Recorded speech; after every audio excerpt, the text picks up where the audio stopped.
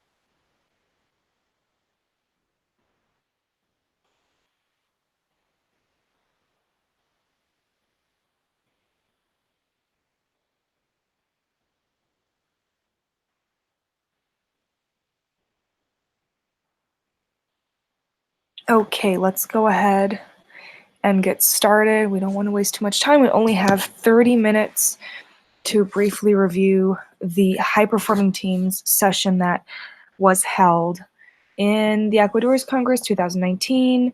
So I'm your FASI. My name is Sarita.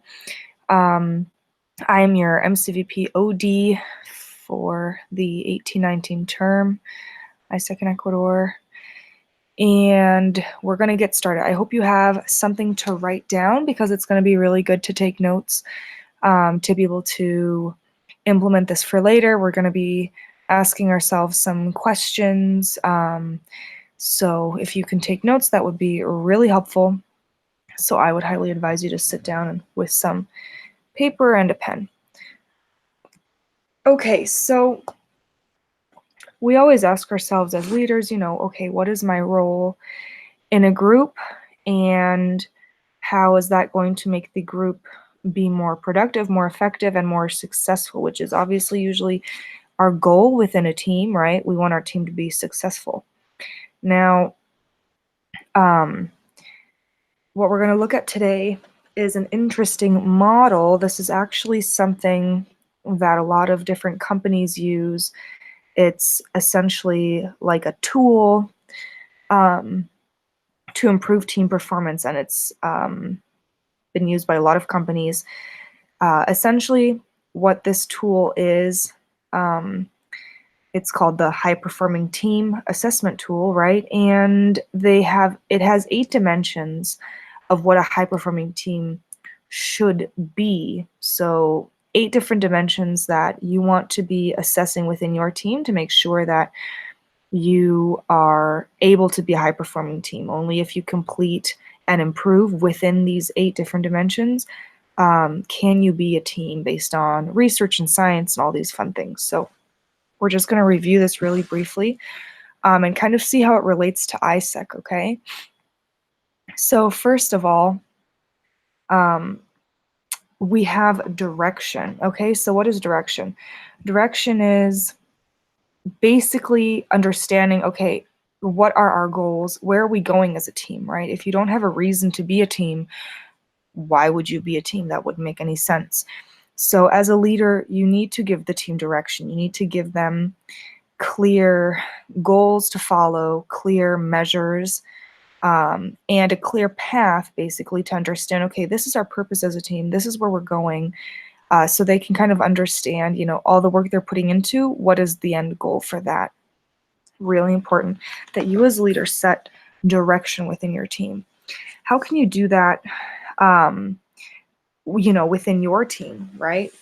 Maybe tomorrow or the next time you have a meeting, always double check, okay, is our goal and our objective really clear? Can everyone in my team actually tell me what's our goal right now and how far are we away from that goal? So in ISEC, obviously, our goal oftentimes is a certain part of the KPIs within a week, right? So it's like, oh, this week our goal is, this many approvals or whatever.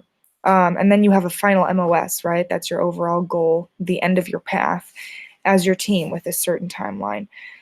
A really fun thing that I like to do is have some sort of game or quiz about the goals to see if everyone, kind of knows what's going on, to make it really fun. But the other very important thing is, if you don't have a tracking tool that everyone can check, they might not be able to be up to date on how far along you are with your goals. So make sure that you have a tracking tool also that your entire team has access to, so that everyone can check the goals and your purpose at any time. And as always, in any meeting that you have, revise, the KPIs, as I was saying before, everything according to the final plan that you have. If you have a one-on-one space, you can, check the KPIs that person is responsible for and how they're doing on that, because KPIs, obviously, they're progress indicators, so they tell us if we are, moving in the right direction to actually achieve a big goal. So that's what you can do for improving direction in your team. Next up is relationships. Relationships are really important because obviously the one thing you can't have without a team is people, right? And so it's really important to have good, strong relationships within your team. But what does that really mean? So a team is a very strong unit and successful. Diversity in a team really improves kind of how you problem solve, the creativity flow, having really new ideas from different people of different backgrounds, different ages, stuff like that. Also, if the team understands and recognizes diversity, and that being of a different opinion actually isn't something bad or to fight over, but it actually is a great tool to be able to find the best outcome in, if there's a problem or whatever, if you're trying to find a solution for something, that is really, really valuable. So to make sure that, you guys can really foster diversity in your team, it's not always easy.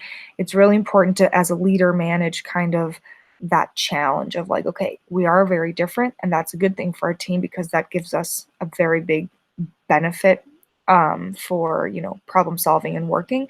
However, we need to have a really clear understanding of how are we going to work with each other, how do we interact with each other. We need to respect each other. We need clear structures for how to kind of engage, right? For how to kind of work with each other and talk to each other. So you as a leader are responsible, of course, for setting those expectations and also tracking them and making sure that they're implemented. Having rules for this, expectations, and also activities like, for example, a sharing space or like a feedback space now and then can really help with this. So activities that you can do, for example, to improve relationships within your team, have a buddy system or spaces to kind of like, rewards and recognition, showcasing, that kind of stuff, to give everyone kind of like, a highlight in the team, and also having spaces for, reflection or feedback on kind of how the relations that you guys have within your team are developing and like where they are supposed to go. Next up is accountability. Okay, what is accountability? Accountability means basically that the people in your team can take ownership over their work and behavior. So basically, when someone is being accountable, they know exactly, okay, this is what I'm supposed to do, and then they can present and, you know, show, okay, this is what I actually did. So I know and I'm accountable to having fulfilled, 60% of, whatever goal there was. So you can only be accountable if, of course, it's very clear what you're accountable for. So that goes back to the direction of a team. So having clear KPIs and clear activities of what's supposed to happen and who is responsible for what is really important within your team. The other thing is, it's important for everyone else to know what each other person within the team is responsible for, so that those other people can hold that person accountable for completing the things that they're responsible for. So having spaces of accountability with your members and a space for feedback, super important, right? Again, that can only happen if everyone knows what everyone else is responsible for to be held accountable.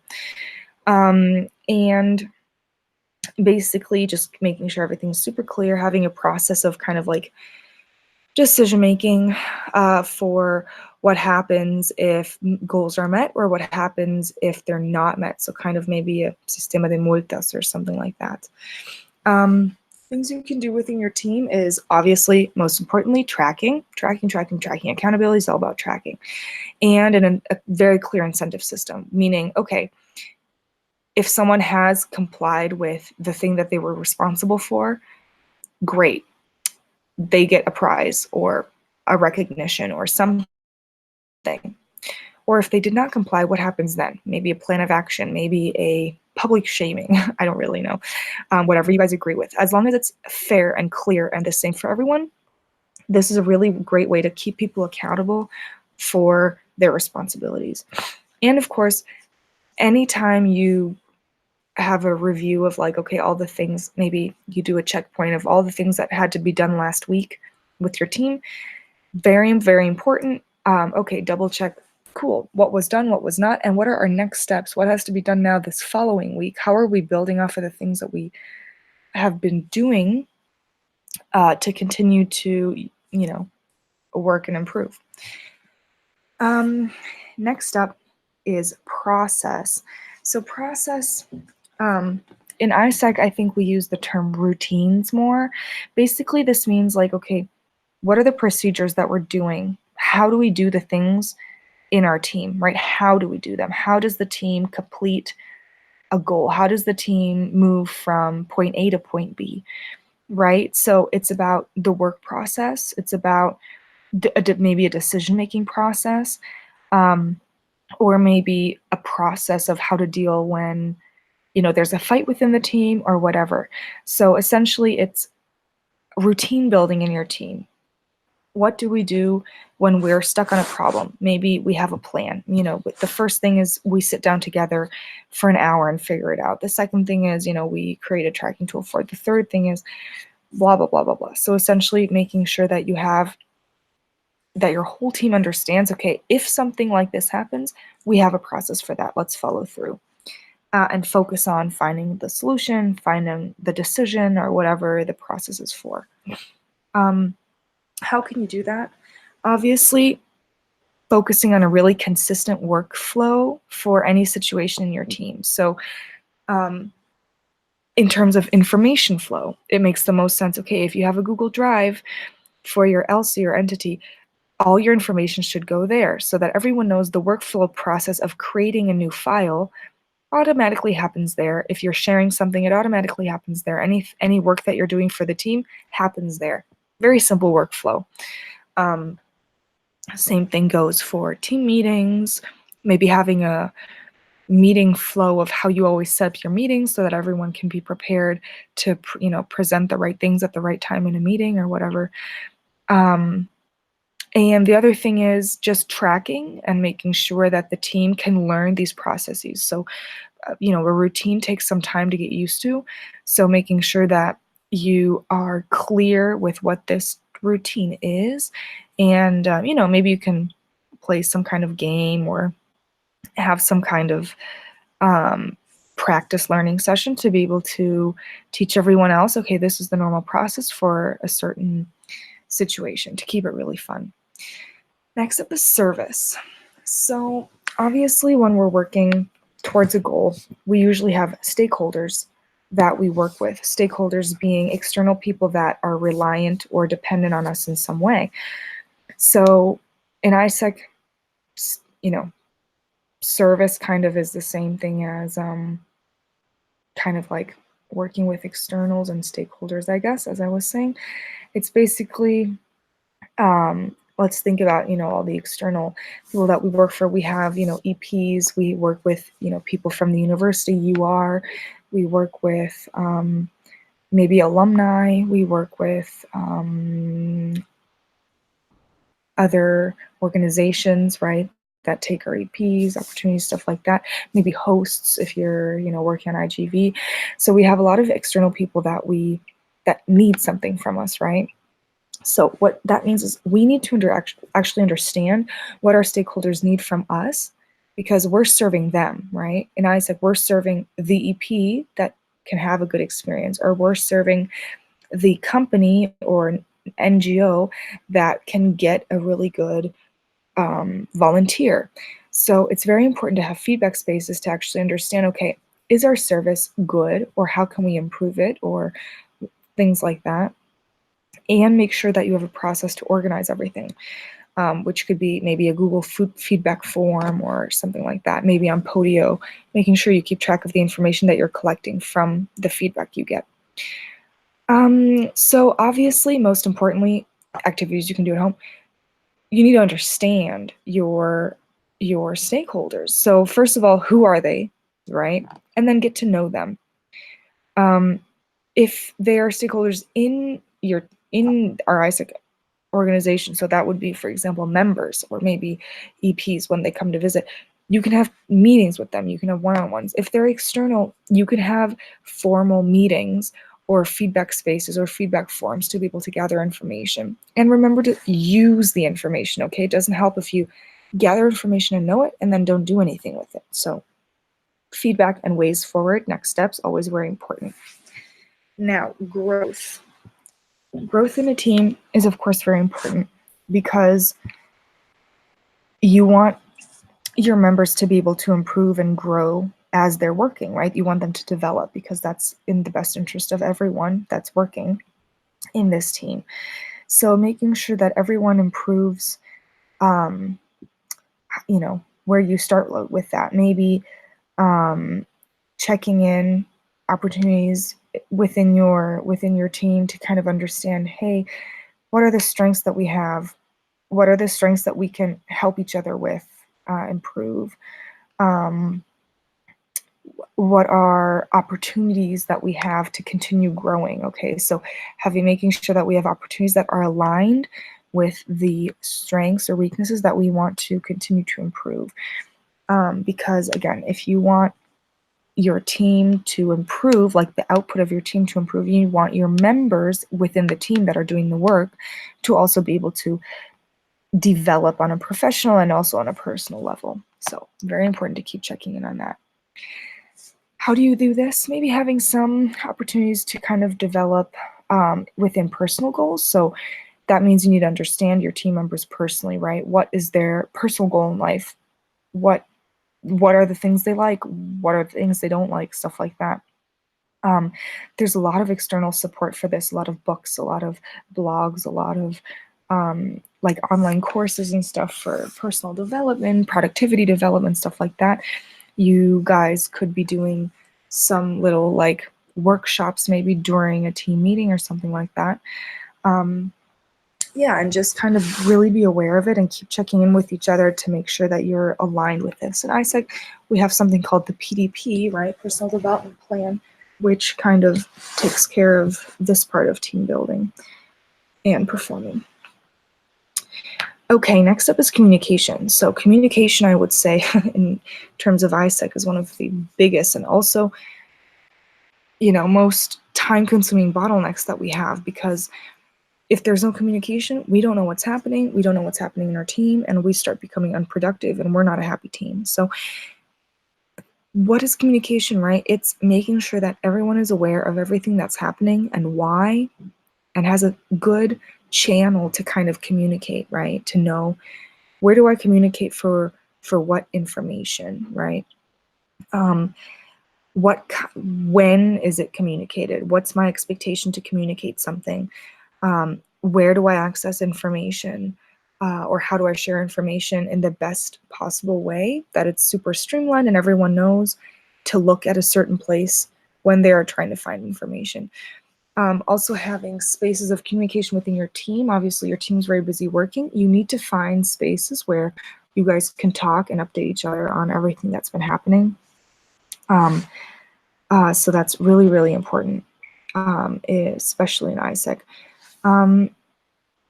Basically, something that's very helpful to make sure that everyone in the team is happy is making sure everyone in our team has enough space to say their mind and their opinions, that they are valued, and that they have, you know, time and space to be able to talk to you and like give you feedback and share with you in a very good way. Also be very clear about what your communications channels are in terms of if there's important information or if there's, you know, certain resources and stuff like that. Where is that communicated? Is it in a WhatsApp group? Is it on Facebook? Is it in Instagram? Is it in an email? We don't know. Other things are having clear communication spaces for different needs and having them defined. So if it's a feedback space or a bonding space or a you know, a workspace where you're only talking about work, stuff like that, making sure that you have defined spaces for everyone to be able to get what they need to say off their chest. Next up is renewal. So within a team, resilience and well-being, basically, of your team members are really, really important. So as a team leader, what your goal is to be able to let your team, you know, grow and redefine themselves and be able to be resilient and have well-being as they're working and busy and rushed. So making sure that your team is happy and can perform is really, really helpful. Anything like, you know, giving a day off, or I don't know, having a fun lunch, or surprising them with brownies. I don't know. I love brownies, as you know. Maybe flexible working hours, all kinds of things that you can see where your team is allowed to be independent enough to kind of, you know, figure out their own way of working. That is the best. How can you do that in your team? So in terms of, you know, being able to renew and rejuvenate each other in really tough times when things are going really badly, maybe figure out a plan to kind of recuperate and get the energy back into the team. Maybe instead of having your normal team meeting, go out to the park and do something fun. Obviously be there as a support for anything to be able to improve the current situation. Exercise is obviously always the answer for stress. There's obviously meditation practices, stuff like that. Sleeping well, eating well, all kinds of things that, you know, take care of your body well. Okay, and that's already the end of the 8 dimensions that that this model is talking about. Now, here's another little graph that I wanted to show you guys before this end is what always and always and always happens in any team, okay, always, is this kind of development, right? So this is a graph, team effectiveness versus performance impact. And as you are performing, so from the beginning of when your team is built until, you know, it's been performing for a long time, you have these different phases that really influence how effective your team is. So in the beginning, when you're forming, you're relatively effective. Everyone individually on your team knows what they're doing, until you start, you know, disagreeing with people and having the first, like, you know, missed deadlines and stuff like that. And then it kind of seeps into this storming phase where everyone's kind of at odds with each other and fighting. And this obviously really lowers your team effectiveness. After that phase usually comes the phase called norming, where everyone kind of like fits into their part of and role in the team, and kind of can refocus and improve on how they were working before. And then you start into the performing phase, where you're really, really effective because everyone knows exactly what is expected of them, how they can work with everyone else. Adjourning, obviously, is as your team experience is coming to an end, closing out that experience towards the end. Now, all the things I've talked about probably remind you of something, right? We're all ISECers, and we talk about this stuff a lot. That's right, team standards. We have team standards in ISEC. They were actually built on the same model that we just talked about, similar model to that, right? Because team management is something that every company needs to improve, not just ISEC. And as you know, we have the blue code, right, that outlines the team standards, building, performing, and closing. We have 3 phases that are very, very well defined. You can get all that information in the Bloom book. There's the blue code. Sorry. There's even a timeline, right, for when your team is starting until it's ending, and when to deliver which team standards. So, if you have any questions, please let me know. You can type in the comments, or obviously follow up with me later. Most important thing out of this meeting is writing down right now in the journal that you have, what are our next steps? Okay, so ask yourselves, what needs to happen? What needs to be happening in my team from these things that I've learned? Are there deadlines? Is there reporting? Who do I need to report to? Who needs to report to whom? Who needs to understand? Who needs to update certain things, certain tools, whatever. And remember that this is all focused on actually executing ISEC work, right? So does it have to do with our current OGV high peak? Does it have to do with improving IR and IGV? I don't know. Having just general working routines and improving those, or following up with updating, all of your trackers and tools for all of your members.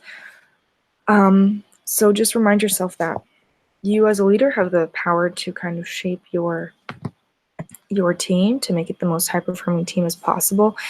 And it's really, really fun to be a team.